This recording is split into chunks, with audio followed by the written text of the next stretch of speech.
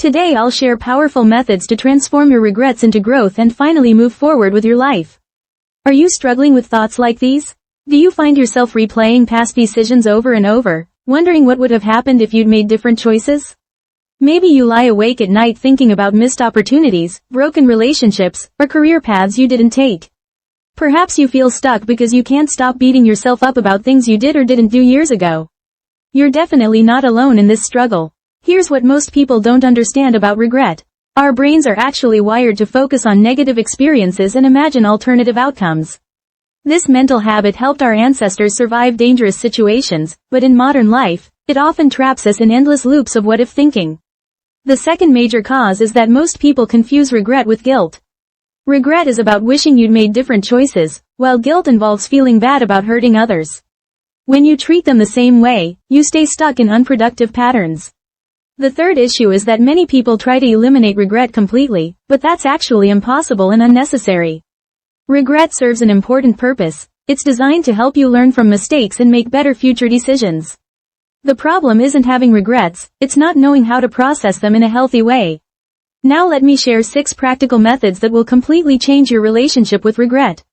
These techniques are based on research from multiple universities and have helped thousands of people break free from the cycle of rumination. The first method is called the Reach Self-Forgiveness process. This technique was developed by research teams studying emotional healing and has shown remarkable results. Here's exactly what you do. Find a quiet space where you won't be interrupted for about 20 to 30 minutes. Get a journal or open your notes app on your phone. Start by recalling the regretful event without avoiding or denying the details. Write down exactly what happened, how you felt, and what you wish you'd done differently. Be honest but not harsh with yourself. Next, empathize with your past self by acknowledging your intentions and limitations at that time. Ask yourself questions like, what was I trying to achieve? What pressures was I under? What information did I have available? This step helps you see your past self as a human being doing their best with what they had. Then, altruistically offer yourself forgiveness.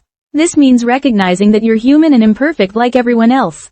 Write something like, I forgive myself for making this choice. I was doing my best with what I knew then. The fourth step is to commit to your decision to forgive yourself and make different choices going forward. Make this commitment concrete by writing down specific actions you'll take.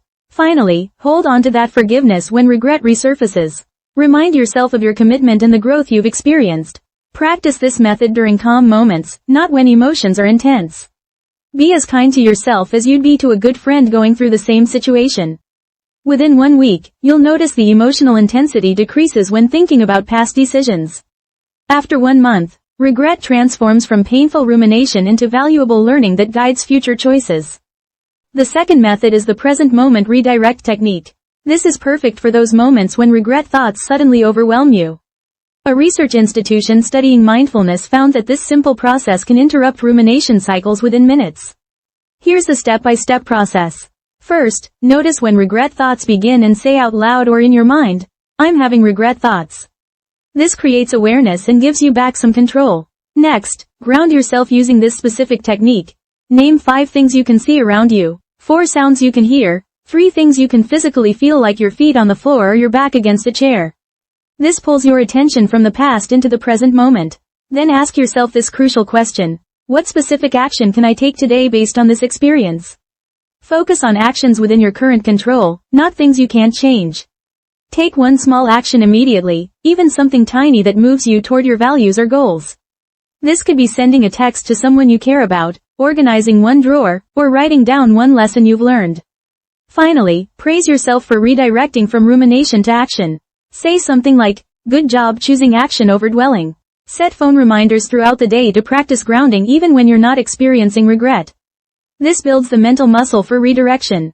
After 1 week of consistent practice, regret episodes become shorter and less intense. Within 1 month, you'll automatically shift from dwelling to action taking without having to think about it. The third method is the regret reframe writing process. International research groups have found that structured writing about difficult experiences creates measurable improvements in mental health. Set aside 15 minutes once per week for this practice, preferably at the same time each week. Start by writing the regret story as if you're telling a trusted friend. Include what happened, how you felt, and why you regret it. Don't censor yourself, but avoid dramatic language. Next, identify the values this regret reveals. Ask yourself, what do I care about that was violated or unmet in this situation?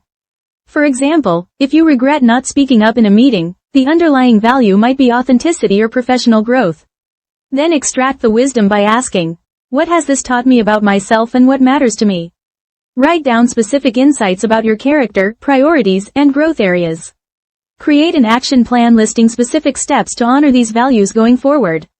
Make these concrete and time-bound. Finally, write a compassionate letter to your past self. Acknowledge their struggles, share what you've learned, and offer forgiveness. Keep past journal entries so you can see your growth over time. Focus only on what you can control moving forward. Within 1 week, you'll gain clarity about your core values and what really matters to you. After 1 month, regret becomes a source of direction rather than suffering, guiding you toward more intentional choices. The fourth method is called the values-based action shift. A renowned research institution discovered that people who immediately channel regret energy into value-aligned actions report significantly higher life satisfaction. When regret arises, instead of analyzing what went wrong, ask yourself, what value was I trying to honor? Then ask, how can I honor that value right now? Take immediate action, even if it's small. If you regret not staying in touch with friends, send 1 text message today. If you regret not pursuing education, research 1 course or read 1 article. If you regret not taking care of your health, do 5 push-ups or drink 1 extra glass of water. The key is immediate action that aligns with your underlying values. Keep a values list on your phone for easy reference during regret moments. Focus on progress, not perfection. Any step forward counts. Celebrate these small actions as evidence of growth. People using this method report feeling more in control of their lives within just a few days of practice. The fifth method is the compassionate observer exercise. Research teams studying self-criticism found that people who learn to observe their thoughts without judgment experience dramatic reductions in emotional suffering. When regret thoughts arise, imagine you're a kind, wise friend observing your experience from the outside. Ask yourself, what would I say to a friend going through this? Then offer yourself the same compassion and practical advice. Notice self-critical language and replace it with neutral observation. Instead of, I'm so stupid for doing that, try, I'm having thoughts about a past decision that I wish I'd made differently. Practice speaking to yourself with the same kindness you'd show someone you care about. This creates emotional distance from painful thoughts and reduces their power over you. Set a daily reminder to practice compassionate observation, even during good moments. This builds the skill for when you really need it. The sixth method is the growth timeline visualization. An international organization studying resilience found that people who can see their challenges as part of a larger growth story recover from setbacks more quickly. Take 10 minutes to write out your life timeline, focusing on moments of growth that came from difficult experiences. Include challenges you've overcome, skills you've developed, and wisdom you've gained. Then place your current regret in this context. Ask yourself, how is this regret helping me become the person I want to be? Visualize yourself 1 year from now, having grown from this experience. What will you have learned? How will you be different? Write down specific ways this regret is contributing to your development. Review this timeline monthly and add new insights. This practice helps you see regret as a temporary part of your growth story rather than a permanent source of pain. Let me summarize the 6 key points we discussed today. First, practice the REACH method to systematically work through regret and achieve self-forgiveness.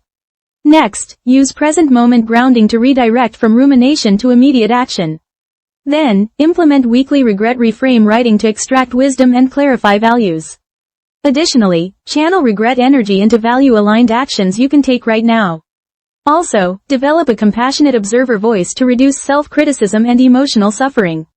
Finally, place your regrets in the context of your overall growth timeline to maintain perspective. The most important thing is to remember that regret doesn't define you. How you respond to it does. Please start with the present moment redirect technique first since you can use it immediately whenever regret arises. It only takes 3 minutes and you can practice it right now. After watching this video, please try grounding yourself using the 5-4-3 technique I described. It only takes 2 minutes, so try it right now. Notice 5 things you can see, 4 sounds you can hear, and 3 physical sensations. You might feel a shift in your mental state within just this short practice. Remember, small consistent actions create big changes over time. If today's content was helpful for your journey with regret, please hit the like button to help others find these techniques. If you want more practical solutions for emotional challenges and personal growth, please subscribe to stay updated. Together, we can transform difficult emotions into opportunities for growth and create more intentional, fulfilling lives. That's all for today. Thank you for watching.